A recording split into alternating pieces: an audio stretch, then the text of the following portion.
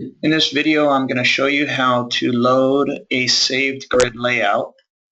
And a saved grid layout is basically when you modify this grid and you want to save it, and then you can export it, and then you can load it back into another grid, or somebody can email you the grid layout and you can apply it to your grid.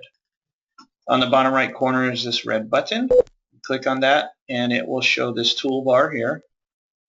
And right in this button here to grid functions is load layout file. This is where you save the layout file. I'll save it to your desktop. But what we're going to do is we're going to load a layout file. And I will browse to layout file. And this is my layout file. I double click on it. And if you notice, my grid changed. And what I want to do is I want to save this to as a default company layout.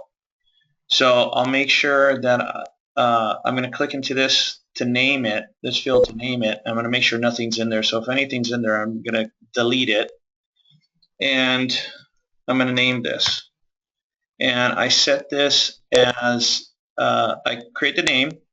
And if I want to make it default for myself, I'll make it for default for myself.